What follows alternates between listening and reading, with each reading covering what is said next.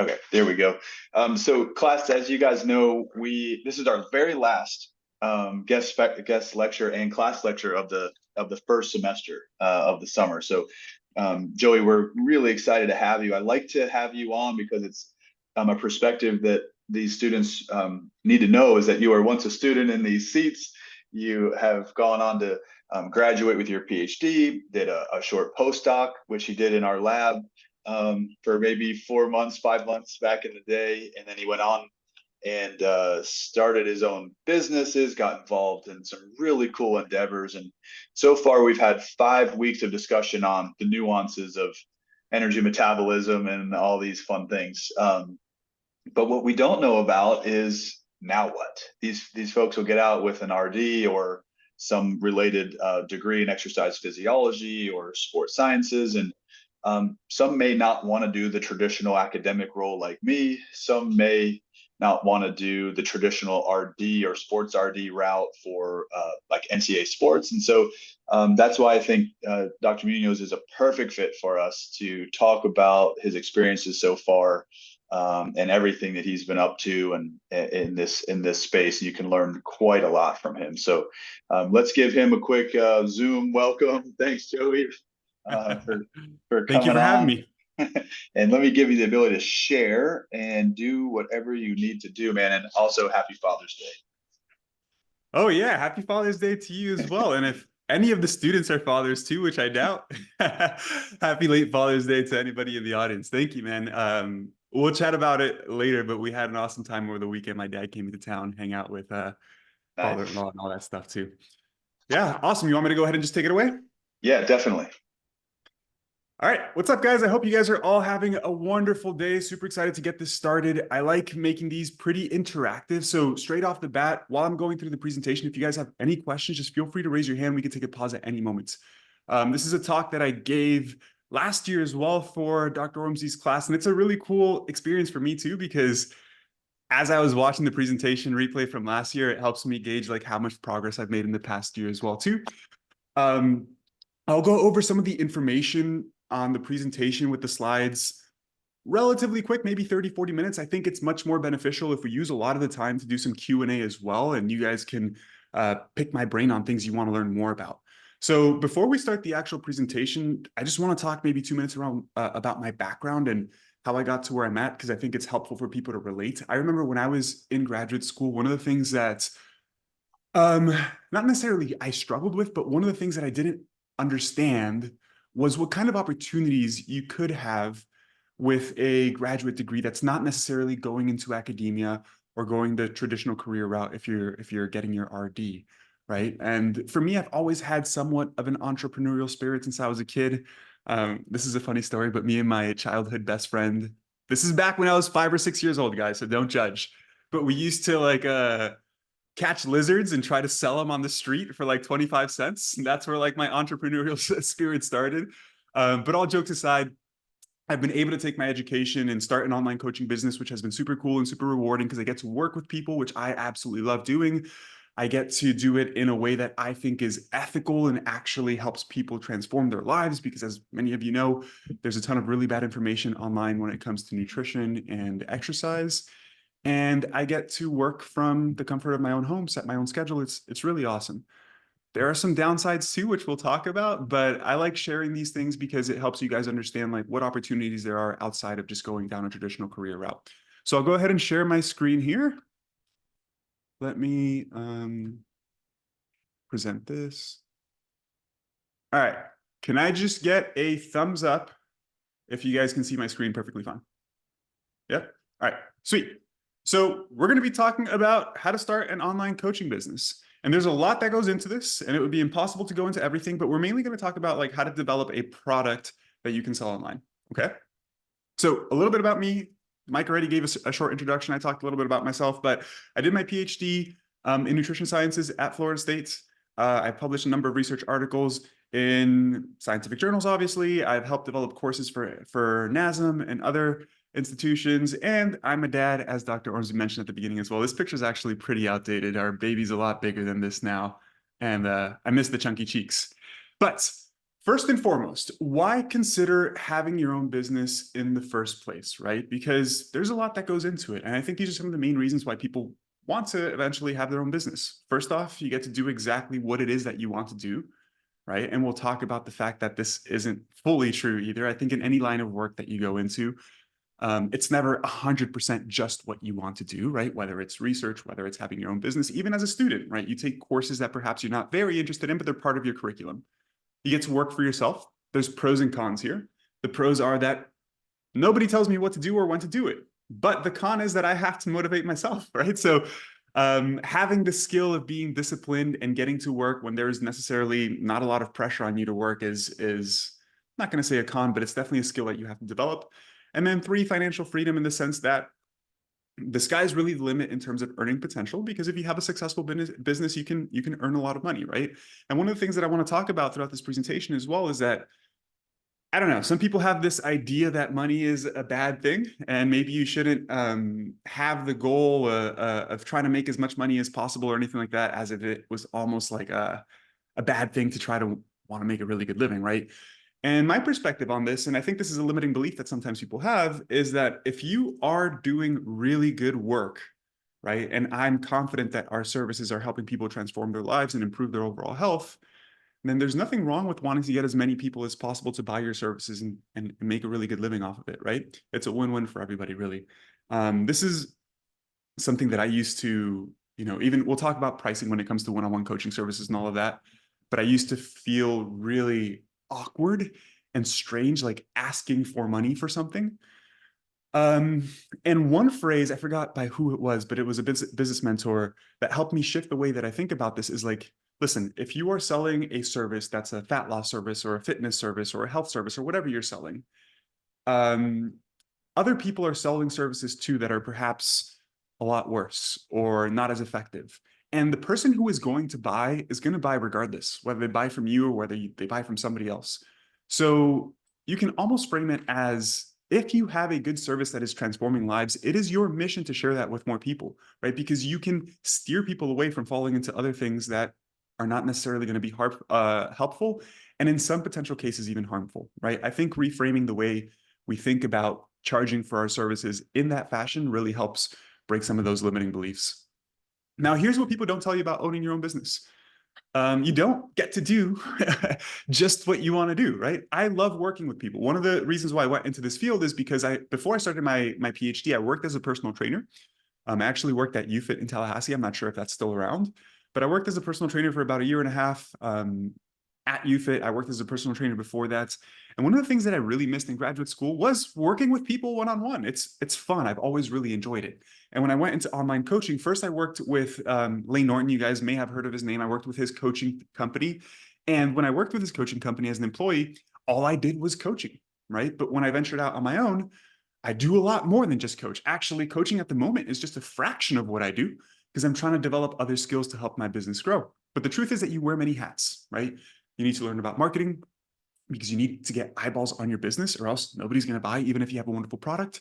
You have to learn about sales. You have to develop a good product. And then you also have to do the job itself, which is coaching, right?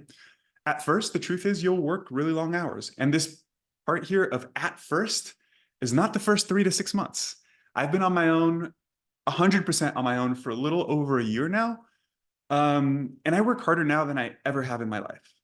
And the honest truth is that it doesn't feel like work because I really enjoy it. I wake up in the morning and I have ideas of, oh, I just forgot I don't have a T right there. Sorry for misspelling, but I wake up in the morning excited to get to do what I do, right? I woke up today excited to give you guys this talk because it's almost like you're building a puzzle or you're figuring something out. It's almost like playing a game, right? You're figuring out little pieces, how to put these things together to make what you do successful. So if you're that type of person that enjoys those types of things, problem solving, it's really fun. But the truth is you work really long hours. To put into perspective, I wake up most days at 6. I'm at my computer by 6:45 and I work till 5 Monday through Friday.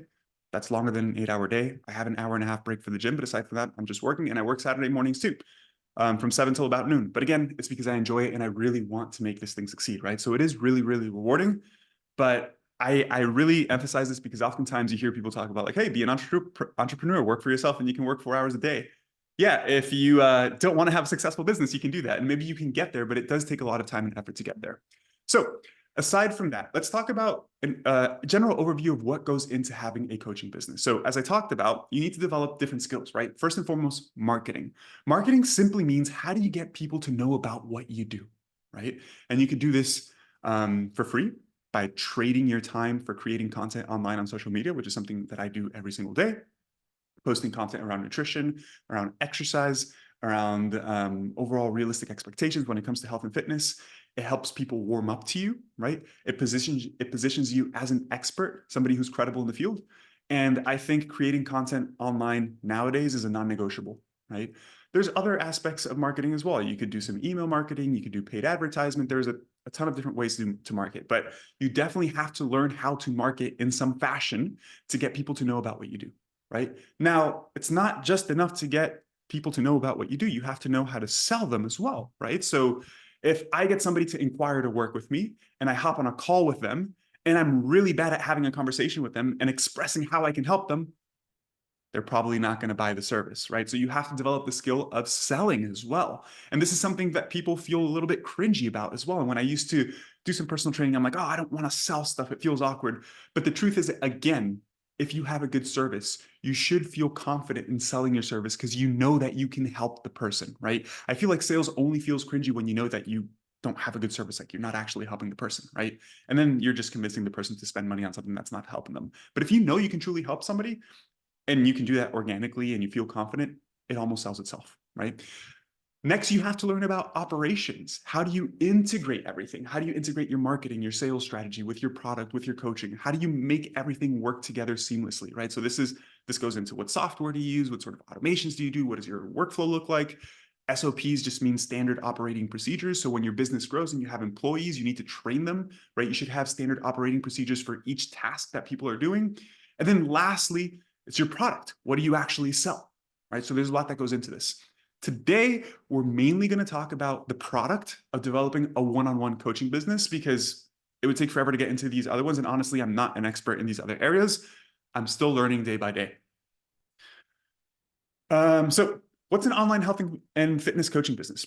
Pretty simple definition. It's a business that helps people achieve their health and fitness goals online. Duh. Pretty simple, right? Now, here's the thing. It's not a one-size-fits-all solution. You can have many different products.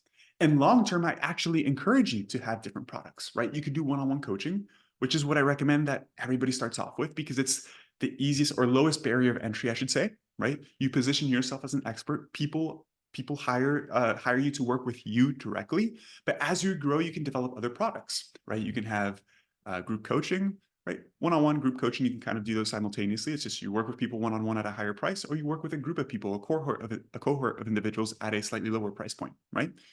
You can have courses, digital courses. This is something that I was working on, but actually put a pause on for a number of reasons. But you could take your expertise, you could take your frameworks, you could take your overall coaching philosophy, distill it into a course. Most of you guys probably have a really good idea of what a framework for a course is since you guys are in graduate school and have taken a number of graduate level courses from really good professors. You can develop a course on nutrition or develop a course on exercise science or develop it doesn't even have to be a subject specific course. It could be how to lose body fat and build muscle while whatever, right? You can get creative with it, but you can have a digital course that people can just purchase and you don't have to coach them. And then lastly, you could have a membership service as well, which is something that I actually launched a couple months ago. And I'd love to talk to you guys a little bit more about this at the end if we have time. But a membership is a really cool way to generate what's called monthly recurring revenue, right? Because if you work with somebody one-on-one, that tends to be a more expensive service. But after they're done working with you, oftentimes people want continued support, right? So a membership is a great way to provide that continued support at a much lower price point and without the time investment of one-on-one coaching, right? So just to give you a quick runaround, when I work with a client one-on-one, we have check-ins every other week. I talk to my clients one-on-one. We have conversations. It's a very involved type of service. Our membership, people just get access to our community, which is kind of like a Facebook group. So they interact with other individuals in the membership.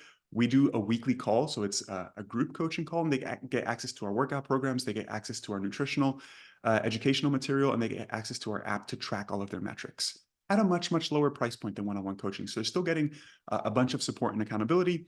just not the one-to-one aspect, right? So let's talk about your product. I'm kind of just going to skip through this because I pretty much just touched on all of these. But essentially, the main point that I want to make here is that I think it's actually on the other slide. Yep. All of your products, when it comes to your business, at least at first, all of your products should solve one problem, right? It should be specific. I help people, if I summarize what I do in one sentence, is I help people lose fat and build muscle in a healthy and sustainable way, right? That's the focus of my business, right? I help people improve their body composition, but my unique, I wouldn't say, well, it's kind of unique because there's a lot of bad information online, like I was mentioning, a lot of really bad services, but it's doing so in a healthy and sustainable way, right? How can you modify and improve your lifestyle so that you can do these things for the rest of your life? Because most people aren't looking to lose 20 pounds and regain them. They want to lose 20 pounds and maintain that weight off for the rest of their life. And that's what people really struggle with, right? So that's essentially what I do. And all of my services help people meet that one goal. Why is it important that all your products solve just one problem?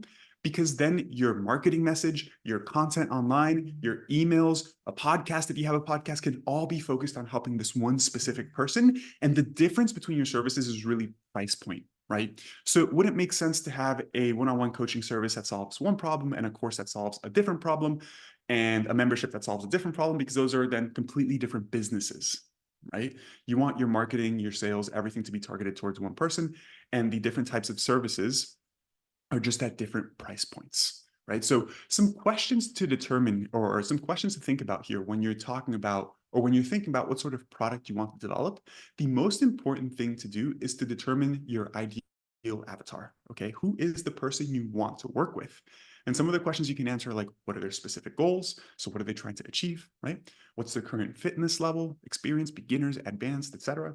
Their demographic, age, sex, occupation, what obstacles do they deal with, right? Like, what are the pain points? For example, you could be looking to help people who want to lose fat and build muscle who have issues with motivation and adherence, right? That would be an obstacle. Or you can help people who are trying to lose body fat and build muscle and don't have an issue with motivation and adherence, but they have an issue with really knowing what to do, right? And although those are the same, they're looking for the same goal, it's a slightly different person. And why is that important? Because your messaging will be a little bit different depending on which of those you're talking to, right? So it's important to get pretty specific on this. I think some people get way too specific on this, but I would say answering these 4 questions in general is probably a really good starting place. And then also think about who you do not work with. This is equally important, right? So really, we all have a set of skills, and we can apply those sets of skills to help typically a very specific type of person really well, right? And then we could help a slightly broader audience pretty well. And then there's probably people outside of that we can't help at all, right? So for example, I'll share who I'm really good at helping, but before we get there, I guess I'll just share this. I work with people who are like middle-aged professionals who are busy, who don't lack a ton of motivation, but they lack the education and guidance on how to get to where they want to get to, right? Again, with the goal of losing fat and building muscle. I have a slightly harder time maybe working with women who are going through menopause and are experiencing certain things in their life that I can't necessarily relate to, right? But I could still help them with the educational piece because some of the scientific principles, as you guys know, apply to the different populations, right? But there are different personal struggles that are population specific that really will influence how well you can help somebody, right? So this is why I think it's really important to determine who you do not work with. On my application to work with me, one of the questions that I ask is, do you have or have you previously had an eating disorder? And if the answer is yes, I refer them to a colleague who works with that type of person, because that's not the type of person that I'm equipped to really help as best as I can, right? And it would be a disservice for me to take that client on for the sake of taking on the client, because I'm not going to be able to help them to the best of my ability. And again, just simply, the more specific you can get with these, the better your service will be, because it's going to be really targeted to one particular person. And one thing that people feel is like, hey, if I get way too specific with who I want to work with, I'm not going to attract any clients. And that also tends to be a limiting belief, because the more targeted you are, it's going to feel like when you scroll on social media, or somebody sees your content, they're coming across it online, it's really going to resonate with them, right? It's going to feel like you're talking specifically to them, and they're going to be more likely to hire you. Right? Whereas if you're way more general, and this is a mistake that I've made for a long time, and I'm actually trying to improve a little bit now, it's like when you speak very generally, yes, your content is more applicable to a broader audience, but it doesn't really connect or really resonate with the pain points that that one specific person is addressing. And again, the more specific you can get up front, probably the better. And then over time, as your business grows, you could probably expand and get a little bit broader and target slightly different individuals, right? Especially as you bring on other coaches that have slightly different expertises, and then you can start targeting different audiences. But definitely get as specific as you can when you first start. So my ideal client, as I mentioned, mainly middle-aged busy professionals. They want to improve body composition and health, lose fat, build muscle, feel better.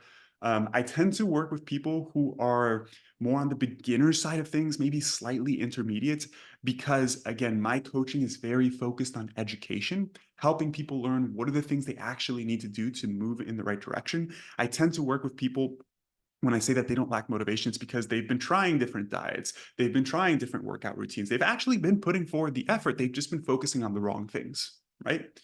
So those are the main obstacles of the person that I work with. And so all of my messaging tends to be targeted at this specific individual. If you look at a lot of the content that I produce on Instagram, it's a lot of debunking content, right? First off, people like it. It's fun. But also it's like, hey, this person is saying this about health and fitness. It's wrong because of X, Y, Z. Again, that's targeted towards the type of person that I want to work with that doesn't lack motivation. They just lack guidance and direction. These are examples of friends of mine in the industry who work with different populations, right? They all work with people who are trying to lose body fat and build muscle, but slightly different persons. So my friend Astrid here, as you can see on her bio on Instagram, emotional eating specialist. She works with people who tend to have a poor relationship with food. Sheridan, another really good friend of mine, she mainly works with moms after giving birth, right? So she's a postpartum expert when it comes to fitness and nutrition, helps moms improve body composition. Again, very, very specific, right? Not just moms, but moms specifically after postpartum. And she is absolutely killing it. So I'm only bringing this up because the limiting belief of like, you need to target a lot of people is not true. If you could be very specific, it could be very profitable. And then my good friend Bernardo, who's actually my business partner at the moment. Last year he wasn't, but Bernardo is a fantastic friend of mine. He has his master's degree in body composition and biomechanics, and he works with a very similar population to mine, but a slightly more advanced individual, right? So people who are already focused on hypertrophy training, but he really helps them optimize their training to maximize muscle growth specifically. And he's taking care of all of like the exercise and programming side of stuff when it comes to our membership. So you can see these three people are helping people achieve the exact same goal, but they're targeting a slightly different person. Again, your product should be tailored to your ideal client. Pretty simple and straightforward there. So step 2 is now to develop your coaching philosophy, right? Because there might be somebody else who's working with the exact same avatar as you are, but you might work with that person in a slightly different fashion. This is what your philosophy is, right? And the person is going to be attracted to the person that they feel closest to, right? Their philosophy probably aligns with your philosophy. They're more likely to hire you. So when we talk about philosophy, it really comes down to the underlying beliefs, values, and principles that guide you in your approach to coaching. And some things to consider here is like, what's your coaching style? Actually, let's just go to the next slide because I answer these questions for myself. So what's your coaching style, right? I tend to be a little bit more hands-off because I want to empower my clients to learn how to do this stuff for themselves so that when I finish working with them, they can have success, right? What I mean by this is if the client asks me a question, I don't directly answer the question or hold their hand to find the solution. I tend to flip the question and ask them, right? Hey, is it bad if I do X? I don't know. What do you think? Why? Right? I try to pull it out of them so that they feel empowered or feel confident that they know this stuff or they're learning this stuff, right? I think hand holding, this is my personal belief, but at the beginning, a client might see it as like super valuable, like, wow, this coach is really, really involved, but it never really empowers the client to really learn things on their own. So I tend to be a little bit more hands-off because of that, okay? I tend to be more hands-on when I first start working with somebody, and over the months, try to essentially be a little bit more hands-off. What are your core values, right? For me, it's respect in terms of I have strict guidelines for communication, timeliness with check-ins, and I respect those for my clients, right? You can't expect your clients to respect things of you if you don't respect things it's a two-way street essentially, right? So all of my clients check in before 8 a.m. Eastern time. All of my clients know that I will respond during normal work hours. So making those things clear is really important. Another core value is that all of my recommendations are evidence-based, right? Having a graduate degree and in this field, I make sure that anything that I recommend is backed up by science. I'm really big on celebrating wins. We have a community. I'll talk about that in a little bit, but really helping your clients feel good is really important, right? So celebrating wins is one of my core values, and then education, because I want my clients to learn about this stuff as well. My methodology, the 5 pillars of health. We'll talk about this in the next slide. It's also important to consider what your relationship is with clients, right? Like, are you their best friend, right? That's one extreme. Or is it extremely professional where you don't talk about anything personal? That would be another extreme. I recommend being somewhere in the middle. I have somewhat of a personal/professional relationship. And what I mean by that is that, like, it's a professional relationship, right? I'm not texting my clients at 10 p.m. on a weekday night. My clients actually don't have my personal number at all. Like, we have strict guidelines around communication and all of that. But coaching is a personal thing, right? Like, things come up in life that influence your health and fitness that's outside of nutrition and exercise, family dynamics, vacation, stress. So I know a lot of personal things about my clients because they share those things with me, because they influence the things that we do. And then oftentimes, if they share something personal that's bothering them, I might share something personal as well that relates to what they're struggling with, right? But again, we still have strict guidelines around communication because I want to maintain that professionalism as well. And then lastly, and really importantly to consider, is how do you measure your client's success, right? And also equally important is how do they measure their success, because you want to make sure that the way you're measuring their success is similar to the way that they measure their success, right? And there could be objective and subjective variables here. We'll go into those a little bit more in depth here in a second. So the 5 pillars of health, this is really the meat and potatoes of what I do with coaching, right? Mindset, habits, nutrition, lifestyle, environment, physical activity. From my perspective, these are really the 5 big pillars that influence somebody's success, long-term success with improving their health and fitness, right? So when it comes to mindset, and I'll put it this way, mindset and habit formation kind of set the philosophy or the general tone of how we do things. And then nutrition, physical activity, and lifestyle are like the objective recommendations that I give them. Their workout plan, their nutrition recommendations, sleep-based recommendations, right? But when I talk about mindset and habits, these aren't necessarily things that I recommend something specifically around mindset, because that's very difficult to do. But these are just recurring themes that we talk about, right? So with all of my clients, I encourage them to have a growth mindset. That simply just means seeing obstacles as opportunities to grow rather than just setbacks, right? Because we all know that we're going to experience setbacks, we're going to experience obstacles, and it's important to see those things as opportunities to learn and improve. That's the only way you have long-term success. I help my clients break through dichotomous thinking, specifically when it comes to nutrition, right? It's so common. People think these foods are good, these foods are bad. I need to avoid the bad foods. And the reason why this is so important is because we know in the scientific literature that people that approach nutrition with a rigid mindset or see food as black and white, good or bad, tend to have worse outcomes when it comes to long-term weight loss maintenance, right? There's really good research on this showing that discouraging dichotomous thinking when it comes to food is a good strategy for treating obesity, essentially helping people lose weight, right? And then lastly, I really emphasize this, and this is just about being process-oriented instead of outcome-oriented. So many people just focus on the end goal of like losing 20 pounds, and they discredit all of the hard work they put every day. That's the process, right? What are the habits that you're working on every day? And I really encourage my clients to see the processes themselves, the day-to-day behaviors, as the actual win, as the actual goal, right? As far as habits go, I just essentially give my clients some education on how to develop healthy habits, right? So if you guys haven't heard of James Clear Atomic Habits book, it's one of like it's the main book that I use to like lead the way that I structure my recommendations for my clients, right? So starting slow when it comes to habits, implementing strategies to help habits stick, et cetera. But I use a habit-focused approach to my coaching. What that means is that when it comes to nutrition, exercise, all these things, what I do is break down a number of habits that would benefit the particular client, and then we work on developing each habit one at a time, right? And then nutrition, physical activity, I won't talk a ton about these because you guys understand this stuff: energy balance, food choices, nutrient timing, et cetera. And when it comes to physical activity, I really emphasize hypertrophy training, aka building muscle, because most of my clients want to build muscle and look a little bit better. But I do think from a health-based perspective as well, so many people underemphasize resistance training, and we know the importance of muscle mass for reducing the risk of chronic disease, improving bone density as we age. Obviously, the benefits are tremendous. And then lifestyle and environment, things that people tend not to focus on: sleep, stress management, alcohol intake, et cetera. Now, I know I'm speaking really fast because I wanted to get to this point, which is the most important part, right? Because we've talked about like, hey, what is your philosophy? Everybody's philosophy is going to be a little bit different. Now, the most difficult part is, how do you take your philosophy and turn it into a coaching service, right? How do you develop the processes and systems to implement your coaching philosophy?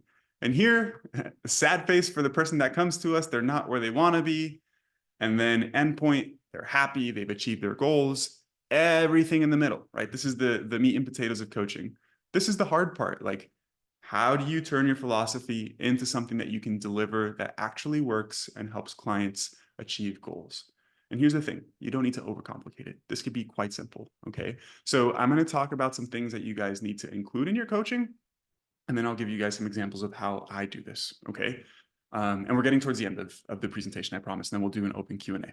So the foundation of a successful coaching program needs to have these three components. Needs to have these three components. If you're missing any of these three, you do not have an effective coaching system, okay?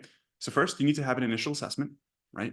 How do you understand your client's needs and goals, but also where they are at the moment? Because your recommendations are going to be different depending on where the person is starting off, right? So you need to have a method to assess your clients. Two, you need to have a method of developing a structured plan for that person.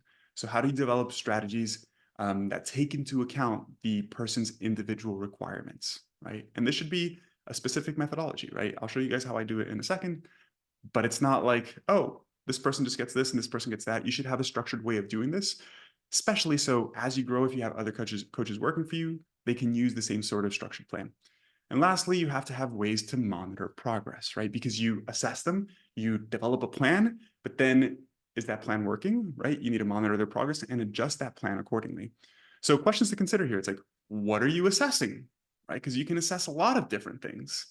I tend to assess obviously things related to nutrition. So I ask my clients to send me a food recall, detailed food diary of what they're eating, whether they know how to track calories, whether they know how much protein and fiber they're consuming, just basic nutrition related questions. I ask them anthropometric stuff because that makes it, that's important for me to understand where they are, right? So like age, body weight, body fat percentage, all of that stuff. Next thing to consider is like, how are you assessing them? You could do this via a questionnaire. You could do this via a phone call. You could do this via email. Like there's no right or wrong answer, right? Again, this goes into then your systems and processes, like how does your business integrate everything into something that's seamless, right? But how are you going to assess them? I personally do it through a questionnaire. I can show you guys how I do that through our website, but I send my clients a questionnaire, they fill it out, I get a notification via email, I go through the questionnaire.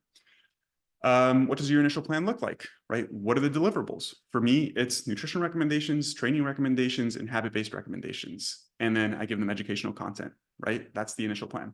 How do you deliver those, right? You could do it via email, you could do Google Sheets, you can use an app. I would not recommend using Excel sheets, even though that's something that's pretty popular, just because it's so outdated and there's so many great softwares out there at a very affordable price that also really increase the perceived value of your service to the client, right? Like you don't want somebody paying you a couple $100 a month and you send them some Excel sheets. It just doesn't look super professional. What are you looking for when you monitor, right? So when you're monitoring them, what are you looking for? I tend to look at objective and subjective things. So I send my clients a check-in checklist, questions for them to answer that are fairly subjective. And then I look at their app to look at their data, objective stuff. What's their caloric intake been? What does their diet look like? How much weight have they lost? How have they been performing in the gym? I look at training videos. I ask them to send me videos. So like, it's important for you to know what you're looking for when you monitor, right? And then what data do you need to collect in order to make changes, right? I think coaching is like a very personal thing, but it's also a very like methodical, data-driven thing as well, and it helps to have the like science background as well, because obviously you're learning a lot about research. A lot of those principles really apply. It's like, what data are you collecting from your clients? How do you analyze that data? And then how does that data inform what you're going to recommend moving forward? Now, how do we enhance client engagement experiences and support, right? So we understand that we need to assess them, to develop a plan, to monitor progress. But how do we actually do those things? Well, it's important to have check-in systems. How do you check in with your clients, right? How do you deliver educational content? I think having educational content is extremely important, especially if you're an evidence-based practitioner. And not a lot of coaches do this, but I think building a community is incredibly important as well for peer support and networking. People are more likely to do something if they are part of a group of individuals who are also doing that thing, right? It helps you with shifting your identity from somebody who's trying to be healthy, from somebody who is healthy and is part of a group of individuals who are living a healthy lifestyle, right? And a lot of people that look for a coach don't necessarily have that support in person. So some questions to answer here, and I'll answer them for myself. Like, how do you check in with clients? Frequency, right? every time I talk about these things, I realize how much information there is, and it's impossible to cover everything. But over the top, I use a asynchronous check-in system where like I have a check-in checklist, like I said, specific questions that I want my clients to answer. They answer it doing a pre-recorded video. They send me the video. I watch their video. I look at their data on their app. I look at their images. I tend to ask them to do a 3-day food recall for check-ins. And they send me workout videos so I can give them feedback on their technique as well. So that's all the stuff that I'm collecting from my clients twice a month, first week and third week of every month we check in, right? And then I respond with a video of myself, letting them know what the changes are, if any, to the plan, right? What type of resources do your clients need? You'll realize that when you start coaching, people will ask you the same questions over and over and over again.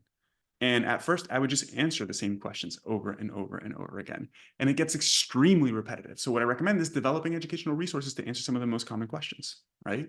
So I have resources, guides essentially, around all of the important macronutrients, right? So like protein consumption, I have like an all you need to know about protein guide. It answers things like plant versus animal, how much, when, all the common questions about protein. And then I give you some very practical tips on how to increase your protein intake easily. And then I give my clients some recipes to help them increase their protein intake. Anytime I get a question about protein, I say, hey, go to this guide, right? Way easier than answering the question. And it's also more valuable as well because you can't go through all that information in 5 minutes, right? There's a lot of information to cover. So it makes sense to develop these educational resources. It takes a ton of time up front, but it's an asset essentially that's going to be providing value for your members or your clients forever, right? Again, just some final things here to consider. How do your clients communicate with you? I have open communication lines. Again, one-on-one coaching, the way that I see this, it's a premium service at a premium price. Clients should have open communication lines with you. Some coaches are very like standoffish and they're like, no, we only communicate during check-ins. I think that devalues the aspect of one-on-one coaching, right? So for me personally, I have open communication lines. I tell my clients, message me whenever, wherever, and I will answer during normal work hours. And if you ever need to hop on a call, I'm open to hopping on a call. Again, this comes down to the pricing thing, but for me, I want to deliver what I consider an exceptional service. And the way that I think about it is like, okay, what does that mean? What do I have to do? And then I think about what do I need to earn to actually be able to do this, right? Don't set your price first and then figure out what you're going to do based off that price, because I don't think that's the best way to deliver a service. Think about what is it that I do? How do I deliver exceptional service? And then what do I need to be compensated for this service, right? Because that way you're not limiting what you do. For example, if you say for some reason, I'm only going to charge $200 for one-on-one coaching a month, you might not be willing to hop on calls here and there with your clients, because if you have 5 or 6 clients taking up 30 minutes of your time every single week, that alone might be worth more than the $200, right? So again, I do this, I charge a premium price for one-on-one coaching and my clients get open communication with me. And then the last question here, group calls. I tend to run one group call every week with our community, just so they get a group interaction as well, which is really, really helpful. And then to put this all together, coaching really is broken down into 2 components. It's the client onboarding, right? And by the way, guys, onboarding is so, so, so important, because if the client doesn't have a really seamless and positive experience, like the client onboarding is really like the first touch point of the coaching service. It needs to be exceptional, right? If it's not seamless, if it's not smooth, they're going to have doubts about your service before they've even started, right? So the client onboarding is really important. This is where you do your assessment and your initial plan development. And then part 2, it's ongoing coaching, right? Education, monitoring, tailoring the plan accordingly. So I've talked a little bit about this already, and we're getting to the end here, I promise, but with the initial assessment for my process, when a lead becomes a client, a lead is just somebody who's interested in your services, right? They inquired for coaching, we hopped on a call, we figured that we're a good fit for each other, they pay for the service, now they are a client, they receive an onboarding questionnaire. Well, they receive an email from me with a link to their questionnaire, with a link to their welcome guide, and a link to schedule an introductory call, okay? The questionnaire, again, as I mentioned, just questions about nutrition, exercise, anthropometrics. Welcome guide is like, hey, how do you succeed as a client? What is it that you need to do, right? So it details processes like how do you check in? How do you track all your data? How do you download the app? How do you communicate? Everything the client needs to know to be to have success, right? And be a good client. and then a link to schedule a call. So I do a 1 hour onboarding call with all of my clients when I develop their plan. I meet with them one-on-one. I think it builds great rapport. I think it adds perceived value to the client as well. Like, wow, this coach is going out of his way to meet with me for an hour. Because if you guys go into the online coaching space, you'll realize that most coaches don't do this. They kind of just like put together a plan and send it via email, and they're like, hey, this is what we're doing. And that's not, I don't think that's a high quality service, right? Because you're not taking input from your clients as well. So again, you want to set yourself apart so you can charge premium prices for your service as well. During our intro call, we just discuss what our initial plan is. We get to know each other a little bit, make modifications to that initial plan as necessary. And I set our starting recommendations around workout plan, calorie targets, habits, etc. Right. And then I guide them towards particular educational material to read that I can tell they need to learn a little bit more about upfront, right? Like if in their questionnaire, I ask them, do you know how much protein you eat? And they're like, I have no idea. I actually don't even know what high protein foods are. And I'm like, hey, you should probably read this protein guide, right? The thing that I was talking about before. Ongoing coaching. Again, I'm going to talk about a couple of things here when it comes to ongoing coaching. I think community is incredibly important. Most people don't develop a community when it comes to one-on-one coaching, but it really does increase rapport. It increases perceived value. It helps clients shift their identity, and it really does increase likelihood of success for the client as well. We do weekly Q&As, and community, think of it again just like a private Facebook group. People ask questions, other people interact with each other. I think it's really important to have a community aspect to your business. Your check-ins, I'm kind of going to zoom through this because I talked a bit about it a little bit, but I do check-ins every other week with a check-in checklist, and we do video-based check-ins using something called Loom. Open communication, again, I got ahead of myself and I talked about these during all the other slides. So I'm going to go ahead and just go through these so you guys don't feel like I'm repeating myself a ton, and I want to have a good amount of time for Q&A here. But the last aspect to think about is incorporating technology, right? Especially today with the use of AI, and which is a completely new thing that I'm learning about as well, and seeing how I can implement some of the new AI tools in our business. But with the use of AI, there's some incredible software for coaches online nowadays that even a year ago when I gave this talk didn't exist, and I use them now and they're really fantastic. It's so important to implement the right technological tools into your business, because if not, you're going to be outdated, and other coaching services are going to use better technology and thus provide a better service, right? Technology isn't the only aspect of providing a good service, but it is an aspect of providing a good service because it makes the whole experience more seamless for the client. So choosing the right systems and software, right? Like, what are you actually using to deliver your coaching? Integrating your technology for seamless delivery, like I was mentioning with onboarding. Does the client have to go through 100 different steps, or is it really simple to just know what to do, right? And then it's important to also know how to balance high tech and high touch aspects, because there are things in my business that could be automated, but I don't automate because it loses that high touch point, right? What I mean by that is, like, somebody could send me a questionnaire and I could develop certain systems to take that questionnaire and develop an initial plan without me having to do it, just based off the answers, right? And some logic. If they answer this, do this. If they answer this, do that. And then they could have their plan delivered automatically. But that's not a high touch service, right? So I don't do that for one-on-one coaching. We do that for our membership because our membership is a low ticket item and it's not a high touch point service. It's a much more affordable item. So we do more automation, right? So it's important to balance how much tech and automation are you using, and then how much personalization there is when it comes to your service. And the secret to that is to use as much automation as possible while making it seem as personalized as possible. Okay. And what I mean by that is, let's say you're not talking about one-on-one coaching, but let's say you have a membership, right? And with our membership, we've developed, with all the combination that we have, it's like over 100 different training plans. Took a really long time to develop those, but now we have a base of training plans that we could develop for our clients, or that we can use for our clients. When people join our membership, right, we're actually going to transition to doing it this way, because the way it is right now, it's like they just get access to all the training plans and we educate them on how to select the appropriate one. But one, it's like, wow, the client has to learn how to pick the right one, and there's a ton of them and it adds confusion. So one thing that we're going to do to improve is simply provide a questionnaire where they answer some questions, and based off those questions, it's going to assign them the appropriate training plan, right? More seamless for the client, and it seems more personalized as well. It really seems like somebody from our team went through their questionnaire, and provided them the same training plan, even though they didn't, right? A lot of this is about perceived value. Because a person might say, why am I paying $50 over here when I can just pay $10 for this app with these training plans, right? So you want to increase the perceived value by making it seem more personalized as well. So main types of software you're going to need. You're going to need a community app. You're going to need a nutrition/training app. Those could be combined. I use something called Everfit at the moment, Everfit. It's the best software I've found by far for group coaching specifically. Because the way that I did it before, and this is where I was at a year ago, I used something called Trainerize, which some of you guys may have heard of. It's a really popular software to deliver the nutrition and training recommendations, right? They get their training plan, their nutrition, their habits. But they couldn't, like in Trainerize, you couldn't essentially house educational resources like you could on like Google Drive, right? So I had a Google Drive with all my educational content, and then I would tell the person, go to this Google Drive, right? But that's a point of friction right there. They have to go outside the app to access that.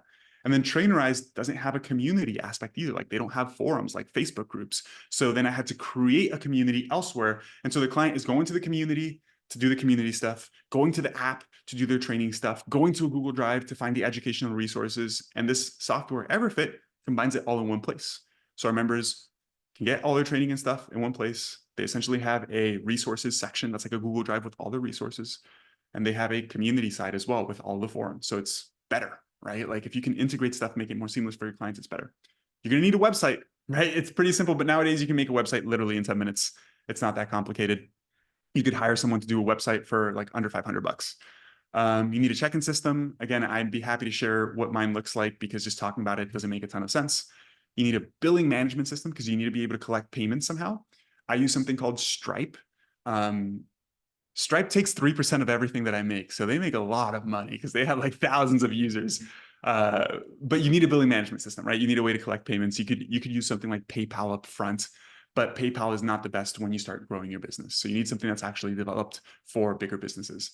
I think you need something called a CRM. This is something I didn't learn about till later on, but it's called a customer relationship management. And it's just how you organize and manage all of your like leads and people who are maybe just inquiring about your service, or people who are actual clients, or people who inquired and you didn't hear back from them, right?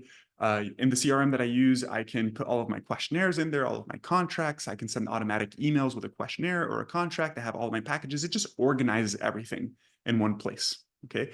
And then lastly, perhaps an automation software. I don't think this is something you need to worry about till you're a little bit more advanced. But if you have something like a membership, you will need an automation software that automates things, right? Like I was talking about earlier with the questionnaire and then giving them a workout program, we actually use a third-party automation software called Zapier. And what we do is we integrate it with the form, right? It could be a Google form or a type form, anything like that, where you deliver the questionnaire. And then when they fill it out, this Zapier thing collects the data from the questionnaire, and then you set certain automation so it delivers a certain thing based off the questions that they answered, right? So this is like a completely different software. So you're going to be using all these different softwares that then work together to have a business essentially. All right, that wraps it up.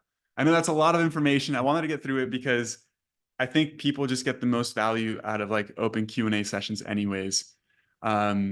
So hopefully that was helpful. And I think you guys will have a copy of the recording there, but happy to answer any questions. Yeah, let's give Joey a round of applause, everybody. Thanks, Joey. Awesome, man. I'm sure there'll be lots of questions here. I'm going to go ahead and stop the recording.